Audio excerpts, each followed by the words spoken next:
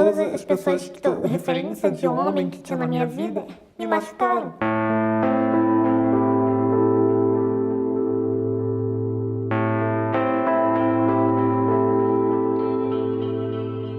Nosso tio, ele começou a abusar da gente, né? Eu me lembro que ele levava a gente pro banheiro e uma de cada vez e pedia pra gente não contar pra ninguém. Ele sabia que meu pai batia muito na gente, ele falava: seu pai não vai acreditar e vocês vão apanhar por isso, né? E isso ficou por vários anos e a gente nunca contou pros nossos pais, né? Meus pais foram saber o que a gente passava, eu já era maior de idade. O relato que você acabou de ouvir é de uma carioca. Com a condição de ter sua identidade preservada, ela aceitou contar sua história em um vídeo publicado no YouTube em 21 de agosto pela sede da Igreja Adventista no Rio de Janeiro. Apesar de ter silenciado sobre isso durante muito tempo, a jovem contou que, além de ter sofrido agressões físicas na infância por parte do pai, que era um homem alcoólatra, e de ter sido abusada pelo tio na adolescência, também foi alvo de violência psicológica no primeiro casamento.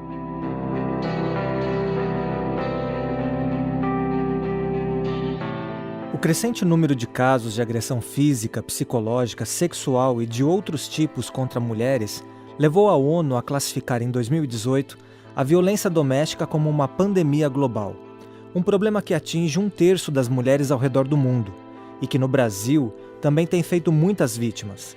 As estimativas do Ministério da Saúde são de que a cada 4 minutos, uma mulher é agredida por um homem no país. E, geralmente, isso ocorre dentro de casa. O que chama a atenção é que esses indicadores parecem ter piorado durante a pandemia. E se de um lado a quarentena ajudou a proteger a população do novo coronavírus, de outro trouxe um risco maior para mulheres e crianças que sofrem abuso no contexto doméstico. O isolamento social acende um alerta para um problema que a gente já enfrenta, mas que pode piorar nesse período: a violência doméstica. Os números oficiais não mostram, mas durante a quarentena, muitas mulheres não têm conseguido denunciar seus agressores porque eles estão ali, do lado delas. Em um vídeo divulgado em junho, a ONU ressaltou que, no momento, muitas pessoas estão presas em suas casas com um agressor. Right now, many people are trapped in their homes with an abuser. E tendo em vista a dificuldade maior delas para buscar ajuda por meio de canais como o Disque 100 e o Ligue 180, em abril o Ministério da Mulher, da Família e dos Direitos Humanos lançou um aplicativo que permite o contato das vítimas com as autoridades de maneira virtual. Já em São Paulo, a Polícia Civil criou a possibilidade de registro online de boletins de ocorrência, por meio da chamada delegacia eletrônica. E é sobre esse novo surto de violência doméstica, chamado pela ONU em uma campanha recente de Pandemia das Sombras, que a gente conversa no episódio de hoje, apresentado por mim, Márcio Tonetti, e pelo Wendel Lima. Pois é, Tonetti. Nas últimas semanas, nós temos acompanhado casos como aquele que aconteceu no Espírito Santo. A interrupção da gravidez da criança de 10 anos que era estuprada pelo tio expôs ao Brasil o problema da violência sexual infantil e, como parte da sociedade, enxerga essas vítimas. As estatísticas deixam claro que o caso dela não é isolado. A cada 4 estupros, 3 são cometidos por um conhecido da vítima. E a cada 5 mulheres que sofrem essa violência, 2 têm menos de 14 anos. Os dados que nós acabamos de ouvir foram divulgados em uma reportagem do Fantástico da Rede Globo no dia 23 de agosto, com base em estatísticas do Fórum Brasileiro de Segurança Pública referentes ao período de 2017 a 2018.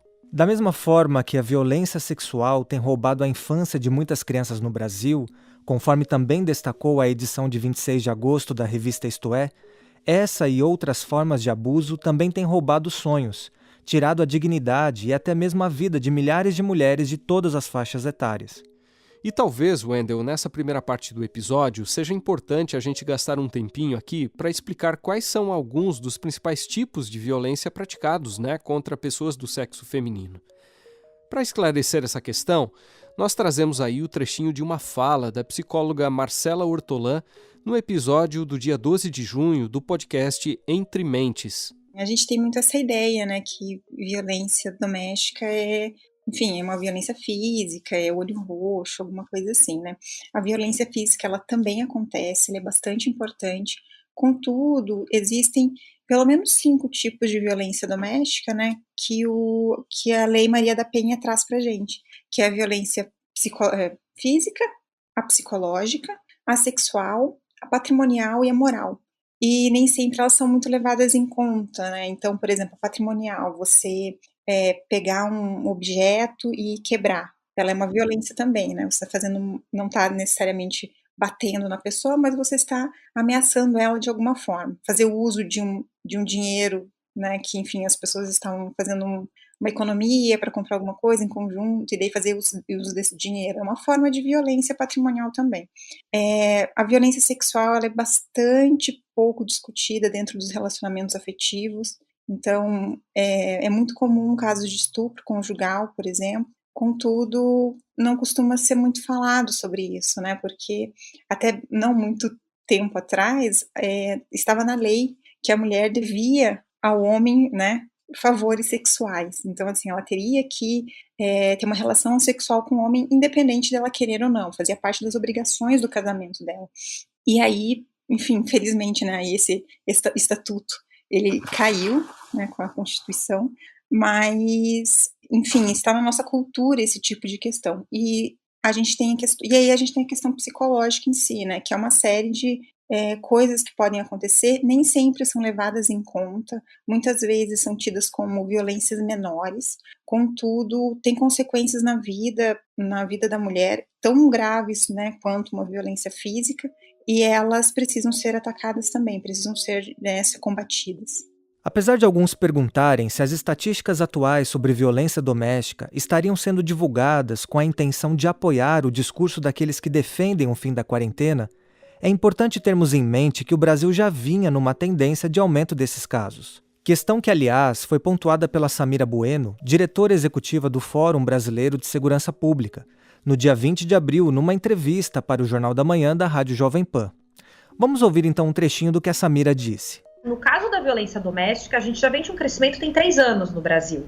Então, se a gente está vivendo isso agora nesse período de isolamento social, na verdade é fruto desse processo que já vem de anos. Infelizmente, isso vem crescendo. Violência sexual, agressões em decorrência de violência doméstica e os feminicídios estão crescendo desde 2016 no estado de São Paulo e no Brasil inteiro.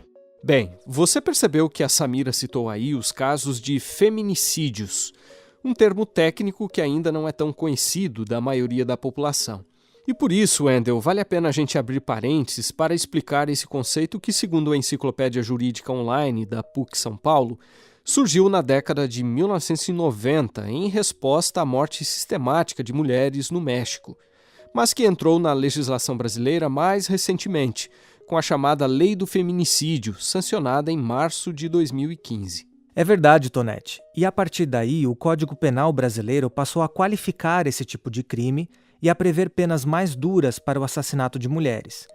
Crime, aliás, considerado hediondo e que geralmente é motivado por sentimentos de posse, controle, manifestações de desprezo e ódio em relação ao sexo feminino. As causas desse tipo de homicídio já foram tema de audiências públicas, inclusive promovidas pela Comissão Mista de Combate à Violência contra a Mulher do Senado Federal. Só para a gente ter uma ideia, em 2019, 1.314 mulheres em todo o país foram mortas pelo fato de serem mulheres. Foi o que apontou um levantamento feito pelo Monitor da Violência, uma iniciativa do portal de notícias G1 e do Fórum Brasileiro de Segurança Pública, em parceria com o Núcleo de Estudos da Violência da USP. E segundo o mesmo Fórum de Segurança Pública, desde o início da pandemia, o número de feminicídios subiu 41%. Em março e abril, os casos já haviam crescido 22%.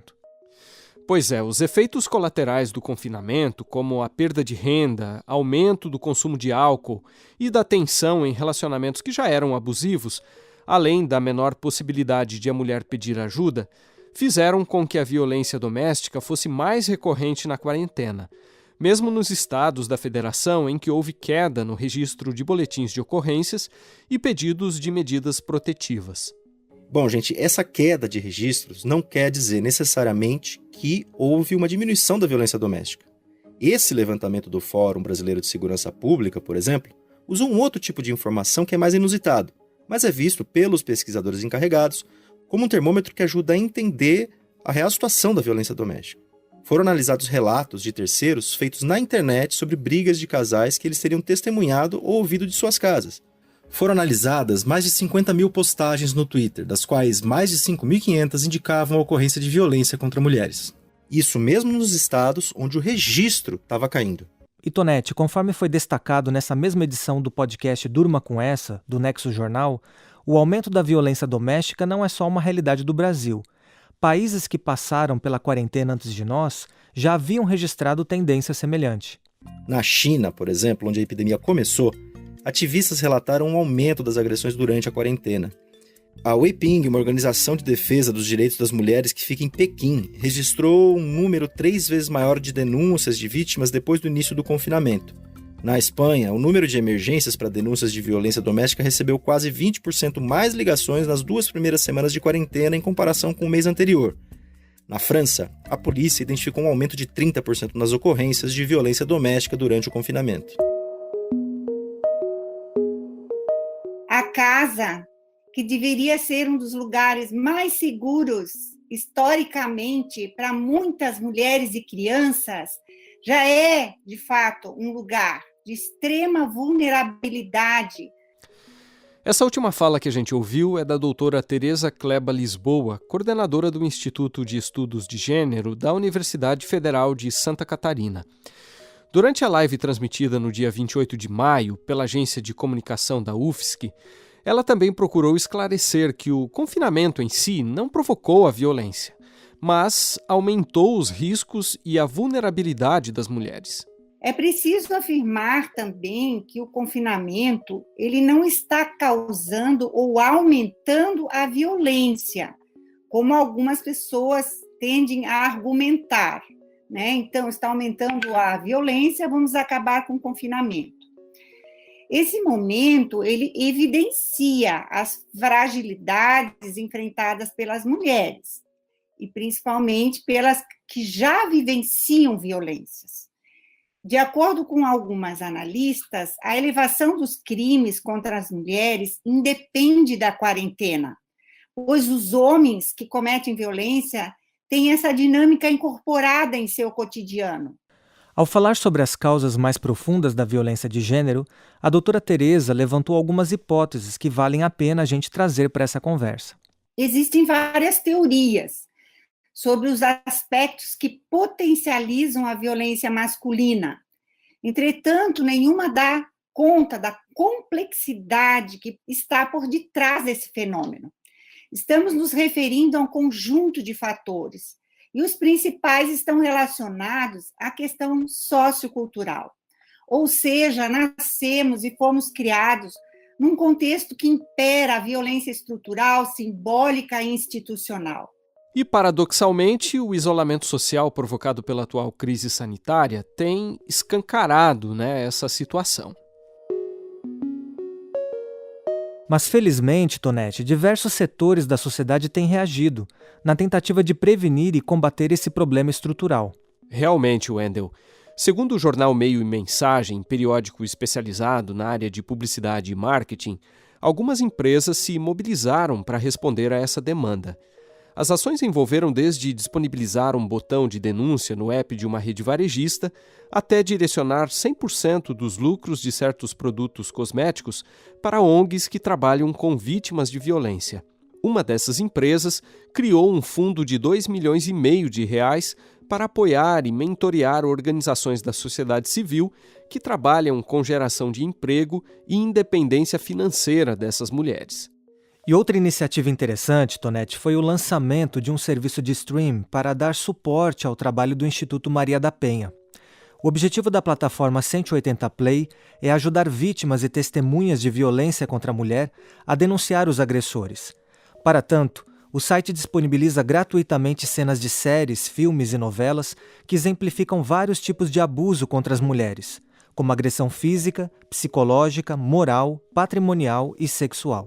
E o que essas empresas e instituições aprenderam, Wendel, é que um problema tão complexo como esse não se resolve com uma ação isolada, mas atuando em várias frentes, de maneira coordenada e visando fortalecer políticas públicas nessa área. Aliás, Tonete, os especialistas também têm enfatizado que o combate à violência doméstica depende igualmente de esforços conjuntos de governos, dos órgãos competentes e da sociedade civil organizada. Como nunca, a gente precisa atuar em rede, né? Eu acho que fortalecendo a rede de atendimento, atenção e acolhimento à mulher, a gente consegue fazer com que esse acesso seja possível, com que a prevenção efetivamente aconteça. A gente precisa fazer de tudo para que ela funcione. A declaração que nós ouvimos aí é da Tereza Cristina Cabral Santana, juíza integrante da Comesp, a Coordenadoria da Mulher em Situação de Violência Doméstica e Familiar do Poder Judiciário do Estado de São Paulo. Ela participou de uma live promovida no dia 13 de maio pelo Núcleo de Estudos da Burocracia da Fundação Getúlio Vargas. E nesse mesmo debate online, que reuniu representantes de serviços especializados e organizações para tratar de como a pandemia impactou o atendimento a mulheres em situação de violência, Ana Carolina Cabral, que é psicóloga do Núcleo Especializado de Promoção e Defesa dos Direitos das Mulheres, também destacou um reflexo positivo da pandemia. Conforme ela observou, em estados como São Paulo, os serviços públicos de atendimento têm se aproximado da população que sofre violência. De alguma forma, também tem sido interessante acompanhar uma aproximação maior das redes, pensando na abrangência estadual. São redes que eu não consegui acompanhar, eu fico lotada em São Paulo, na capital, e agora eu estou conseguindo acompanhar redes de territórios mais distantes. Isso tem sido bem interessante, redes de enfrentamento se fortalecendo, se aproximando mais, preocupadas com as mulheres, né? Então tem sido bem interessante ver essa mudança, que eu espero que fique, que permaneça depois, né? Esses canais de acesso institucionais se flexibilizando, especialmente o sistema de justiça. Isso tem sido bem interessante acompanhar e fico com a esperança de que isso siga para depois. Por meio da campanha Quebrando o Silêncio, lançada em 2002, a Igreja Adventista também passou a fazer parte da rede de combate à violência doméstica, uma iniciativa que a gente destaca aqui na segunda parte deste episódio. É isso mesmo, Tonete. E ao longo de quase 20 anos de mobilizações, o projeto já tratou de questões como o abuso e a exploração sexual de crianças, alcoolismo e agora em 2020 pautou o problema do feminicídio. A educadora Marli Payer, que coordena a campanha em nível sul-americano, explica que a escolha do tema deste ano não ocorreu por causa de um suposto alinhamento da igreja a um lado do espectro político brasileiro. Nem representa também o apoio da denominação aos movimentos feministas, por exemplo. Vale a gente ressaltar esse ponto aqui, porque devido à atual polarização política do Brasil e à superficialidade do debate público, algumas palavras como gênero e feminicídio têm sido mal compreendidas, especialmente no contexto evangélico. Por isso, vamos ouvir então a explicação da professora Marli. O feminicídio é um crime previsto na legislação brasileira. É produto da Lei nº 13.104, de 9 de março de 2015, que alterou o Código Penal brasileiro para prever o feminicídio como uma circunstância qualificadora do crime de homicídio. Tudo isso para dizer que tal prática é criminosa, fruto da violência praticada contra as mulheres pelo fato de serem mulheres. Esta é a razão pelo qual o projeto Quebrando o Silêncio abordou o assunto em sua campanha, pois o projeto se preocupa com a prevenção a esse tipo de crime.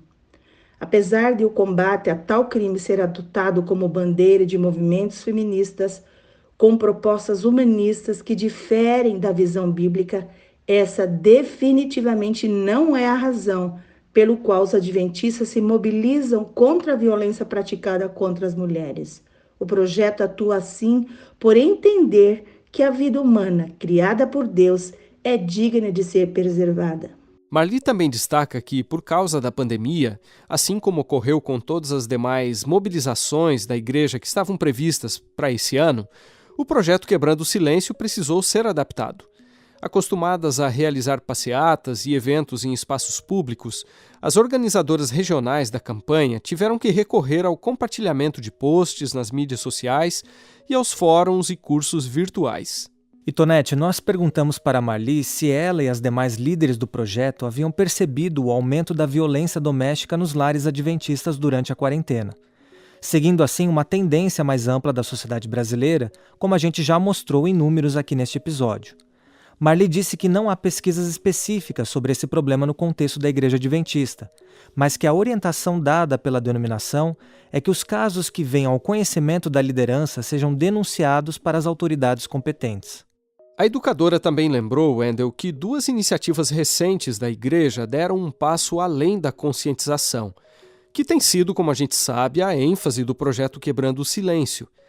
Marli mencionou que a primeira é um documento com orientações sobre prevenção, comunicação, correção e restauração em situações de abuso e assédio sexual. Aliás, a gente informou o link desse documento aí na descrição do episódio. E Tonete, a segunda ação da igreja destacada pela Marli foi o serviço Ouvido Amigo. Lançado lá no início da quarentena e tema aqui no episódio número 10 do nosso podcast, esse serviço, além de ajudar pessoas que estão sofrendo emocionalmente por causa da pandemia, também tem oferecido acolhimento para vítimas de violência. E Wendel, fechando essa segunda parte, a líder do Ministério da Mulher da Igreja Adventista para a América do Sul reconhece que os adventistas podem fazer mais, mas ela ressalta que isso depende de um esforço conjunto de departamentos e instituições da denominação que precisam se unir em torno de um propósito: ajudar quem sofre. E com isso, nós entramos na terceira e última parte do episódio de hoje, na qual a gente vai trazer alguns exemplos de como a religião pode ajudar a quebrar o ciclo da violência doméstica, bem como também levantar questões que podem auxiliar as igrejas a serem parte da solução desse problema. Quem tem pesquisado sobre isso, Wendel, é a Sandra Duarte de Souza. O interesse dela pelo tema vem desde a infância, quando ela viu sua mãe acolher uma vizinha que havia apanhado do marido e sido jogada na rua. O fato de sua mãe ter aberto a porta para aquela mulher enquanto as janelas da vizinhança, se fecharam, indicou 2 coisas que mais tarde a Sandra perceberia. Primeira, não se falava a respeito da violência doméstica contra a mulher. E segunda, qualquer pessoa pode ajudar a quebrar esse ciclo. É verdade, Tonete. E anos depois, Sandra estudou Serviço Social e Teologia e cursou também mestrado e doutorado em Ciências da Religião, área na qual ela leciona em um dos programas de pós-graduação da Universidade Metodista de São Paulo. E é ali na UMESP que ela também dirige um grupo de pesquisa sobre violência, religião e gênero. Eu tenho dito com alguma frequência que a igreja chega a lugares onde o Estado não alcança. A casa é um desses lugares. A igreja tem mais acesso à casa do que os mais diversos aparatos do Estado. A igreja chega antes da polícia, muitas vezes, antes dos agentes públicos, mesmo antes de alguns familiares e dos vizinhos. Se a casa se constitui um lugar intocável pelo Estado, o mesmo não ocorreu em relação à igreja. A igreja entra nela pela porta da frente, por isso a igreja é tão importante no enfrentamento à violência, porque ela consegue entrar na casa e, normalmente, pela porta da frente, ela tem uma autorização que lhe permite ajudar as mulheres mais do que qualquer outra instituição. A casa tem sido historicamente considerado um lugar legítimo de disciplinamento das mulheres. Nela se pode tudo.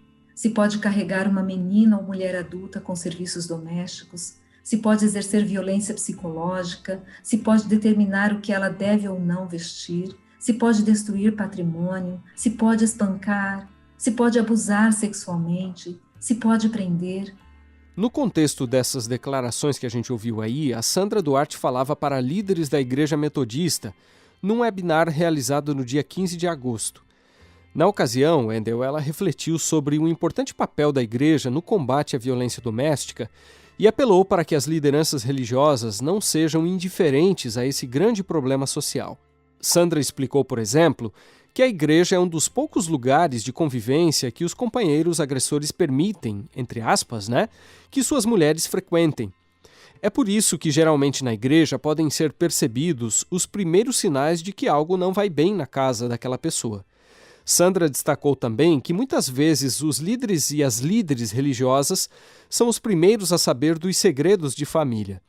E isso, nos casos de violência doméstica, como a gente sabe, pode significar a diferença entre a vida e a morte.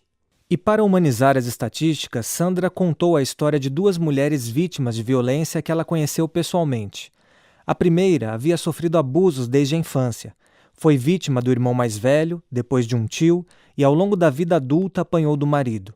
Vivendo numa comunidade rural, essa fervorosa cristã compartilhou apenas com seu pastor todos esses abusos, mas ele não fez nada a respeito. Resultado, ela só encontrou libertação desse ciclo de violência depois que ficou viúva e decidiu nunca mais se casar. Na live, Sandra disse que essa é uma atitude inadmissível da igreja, ainda que a intenção daquele ministro fosse preservar a reputação daquela família ou da comunidade religiosa. E ela contrapôs esse exemplo negativo, Wendel, falando de uma jovem que teve um destino completamente diferente por causa do acolhimento que recebeu de sua igreja. Casada com um membro influente de sua comunidade religiosa, ela tinha medo e vergonha de contar para seus familiares sobre a violência que sofria do marido.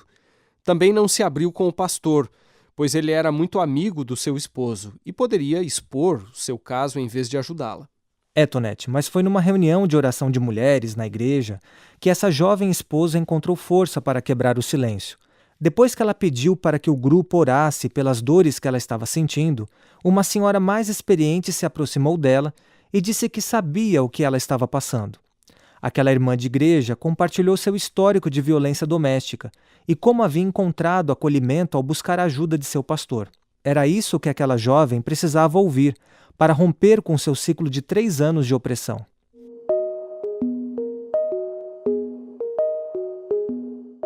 Esses 2 exemplos que foram mencionados pela professora da UMESP ilustram, Wendel, como o discurso religioso e as igrejas podem servir tanto como instrumento de justificativa de violência, como de libertação dela. Em entrevista à revista Quebrando o Silêncio deste ano, a Sandra também disse que a religião tem grande influência no modo como as pessoas enxergam a si mesmas e as outras.